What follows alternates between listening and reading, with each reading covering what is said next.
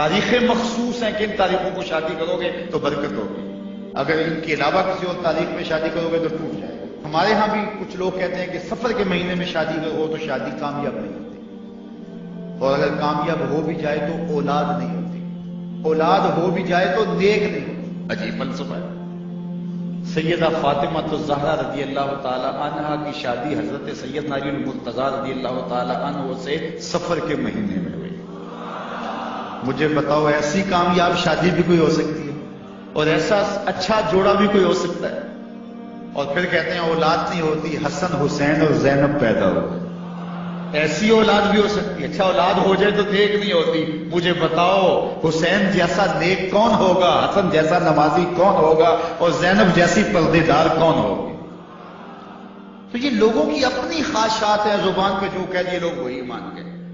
میں نے دیکھا ہے کہ بعض کا لوگ ایک گھنٹے کی تقریر سننے کے بعد بھی پھر بھی کہتے ہیں نہیں اصل ہمارے خاندان میں وہ واقعی منحوس ہے، فرق تو پڑتا ہے۔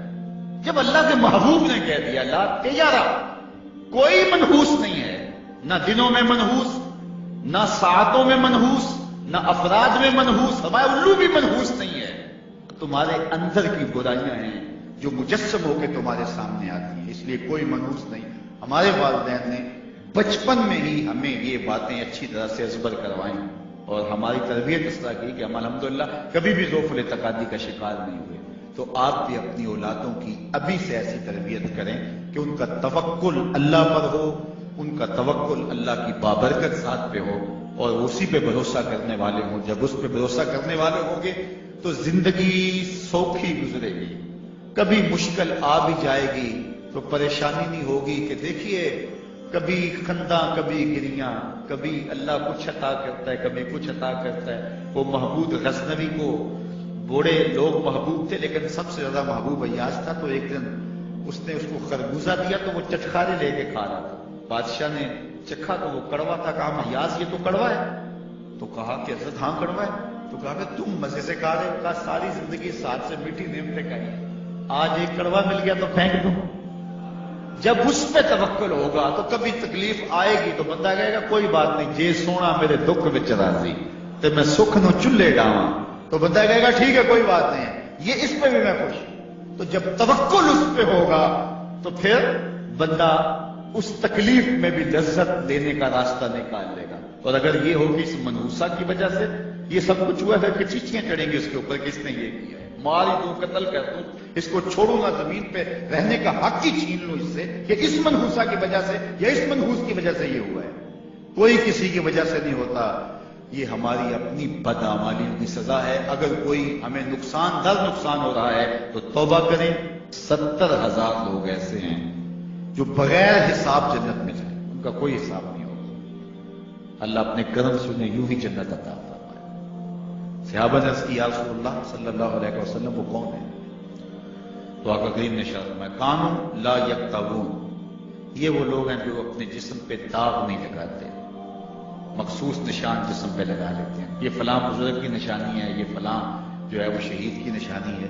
اللہ نے جب تمہیں سالم الاعضاء پیدا کیا ہے تو اپنے بدن کو تم کیوں نشانی، اس نے ساری نشانیاں لگائی ہیں، اس کی نشانیاں اتنی پکی ہیں کہ اس نشانیوں میں فرق بھی نہیں لگتا نا، کہ تمہارے انگوٹھے کی نشانی ہے، 6 ارب انسانوں کو لے آؤ نشان انگوٹھا لے آؤ، کسی ایک کا بھی نہیں ملے گا، یہ نشانی تمہارے رب نے لگائی۔ جیسی صورت تمہاری ہے ایسی صورت کسی اور کی نہیں بنائی، تمہیں منفرد بنایا اس میں، پوری کائنات میں سارے لوگ تمہارے جیسے ہیں لیکن تم پھر بھی الگ دکھائی دیتے ہو، سب کی 2 آنکھیں، سب کا ناک، سب کے ہونٹ، سب کا رنگ ملتا جلتا، لیکن سب کی شکلیں الگ ہیں، یہ زید ہے، یہ بکر ہے، یہ عمر ہے، یہ آس ہے، یہ فلاں ہے۔ دوسرے وہ ولا یسترقون، اور وہ رکیہ نہیں کرتے، یہ چھو منتر جادو ٹونا ہر وقت عاملوں کے پاس بھاگے پھرتے ہیں، اور وہ انہیں جو ہے وہ غلط سلط ٹوٹ کے ٹونے بتاتے ہیں اور وہ کرتے رہتے ہیں۔ عجیب لوگوں کے نفسیات ہوتے ہیں، صبح سے لے کر شام تک اسی چکر میں رہتے ہیں اور پھر ساری زندگی توہمات سے نکل ہی نہیں پاتے۔ اللہ نے تمہیں پیسے دیے ہیں، نئی گاڑی تم نے خریدی ہے، چھوٹے بچے کا جوتا کیوں باندھ دیا آگے؟ جوتا باندھنے سے اگر یہ ایکسیڈنٹ سے، حادثے سے گاڑی بچ سکتی ہوتی ہے تو پھر پاکستان کے جتنے PIA کے جہاز ہیں سب پر باندھ دینا چاہیے، سب پہ جوتے لٹکے ہوئے. عجیب تم نے فلسفہ تراشا. کسی نے جو ہے وہ کالی رنگ کی پٹی باندھ دی نیچے جس سے اس کو نظر نہیں لگے. گھوڑے کے پاؤں کے نیچے جو کھری لگی ہوئی ہوتی ہے کچھ لوگوں نے اپنے گھروں میں وہ باندھی ہوئی ہوتی ہے کہ اس سے ہمارے گھر کے اندر کوئی مصیبت نہیں آئے گی, کوئی تکلیف نہیں آئے گی. کسی نے ہنڈیا اپنے گھر کے اوپر الٹی رکھی ہوئی ہوتی ہے, یہ ہنڈیا بچا لیں گے. اور میاں ہنڈیا کیا بچائے گی تجھے؟ اللہ کے قہر سے کچھ نہیں بچا سکتا. جب تمہارے اوپر کوئی مصیبت نازل ہونی ہے تو کچھ نہیں بچا سکتا. اگر بچنا چاہتے ہو تو پھر اللہ سے استغفار کرو, اللہ تعالیٰ کی تسبیح کرو, اللہ کی تحلیل کرو, میرے حضور پہ درود پڑھو, پھر دیکھنا کہ مصیبتیں ٹلتی ہیں یا نہیں ٹلتی. تو یہ خام خواہ کے رکیے. اور یہ عامل لوگ جو ہیں ان کا تو کام ہی ہے, ان کا کام چلتا ہے لوگ ذوف الاعتقادی میں مبتلا رہے اور یہ کہہ دیتے ہیں کہ آپ کے خاندان میں ایک منحوس عورت ہے, یہ اس کا کیا ہوا ہے, تو کوئی نہ کوئی منحوس تو پہلے ہی انہوں نے طے کر رکھی ہوتی ہے, فوراً سے وہاں جا کلک ہو جاتا ہے. اس کا نون سے نام شروع ہوتا ہے, اس کا کاف سے نام شروع ہوتا ہے, اس کا جیم سے نام شروع ہوتا ہے. تو پورے خاندان میں کسی کا نام کاف, نون یا جیم سے تو شروع ہوتا ہی ہوگا, یا دوستوں میں, تو فوراً ذہن جو ہے ادھر منتقل ہو گیا. اب یہ بابا جی نے بتا دیا ہے, ہاں ہاں ہاں اس نے یہ بات کی تھی, کچھ باتیں یاد آنے لگی.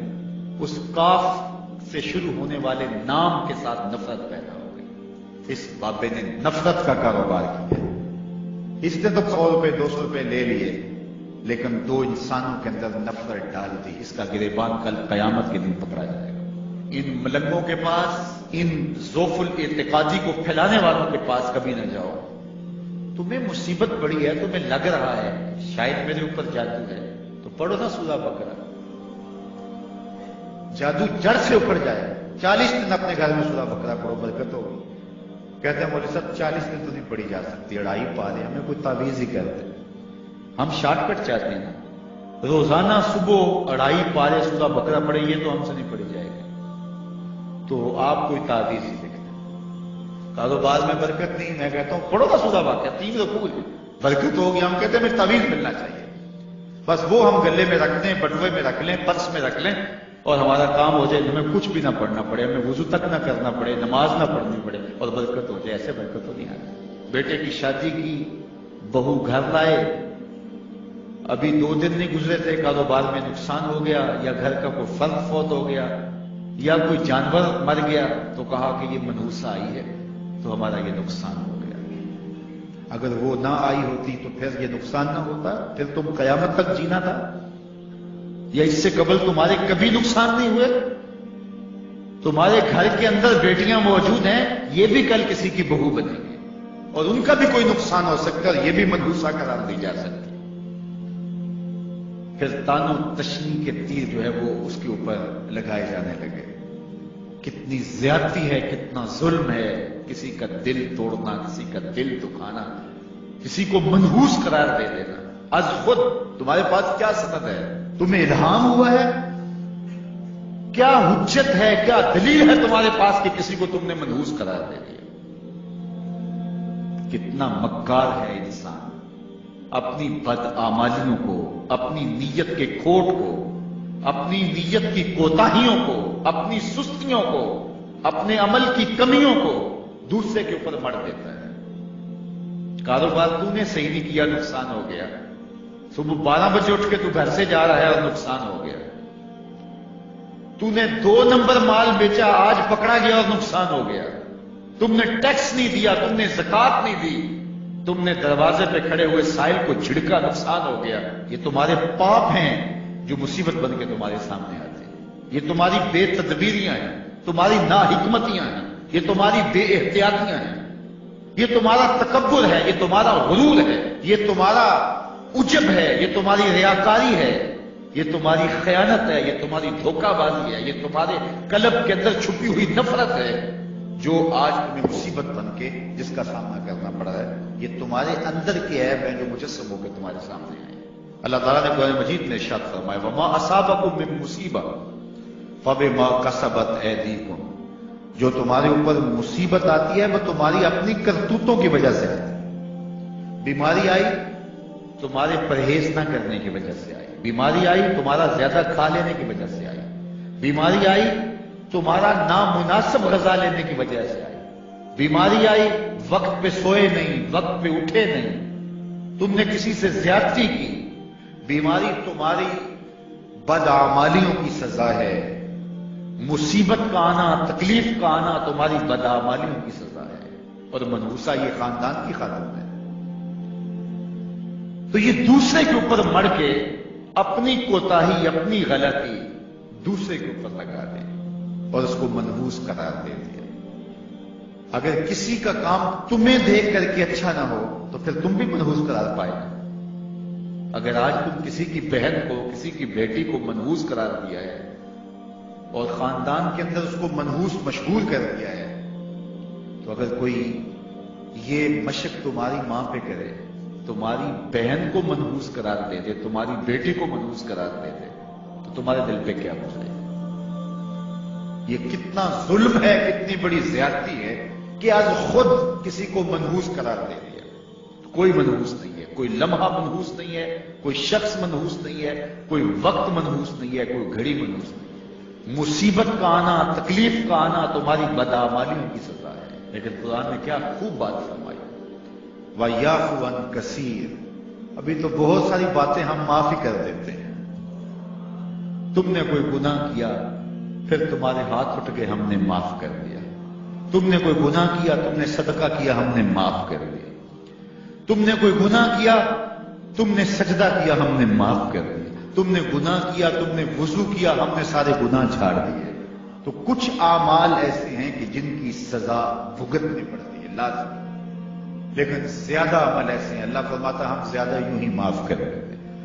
और अगर हम सारे माफ ना करें तुम चल ही ना सको, जिंदगी तुम्हारी गुजरे ही ना, इतनी मुसीबतें तुम्हारे ऊपर टूट पड़े, लेकिन तुम वो मनहूसा को करार दे के अपने ऊपर से टाल रहे हो। फला मनहूसा इसलिए हो, सब कुछ हो रहा है।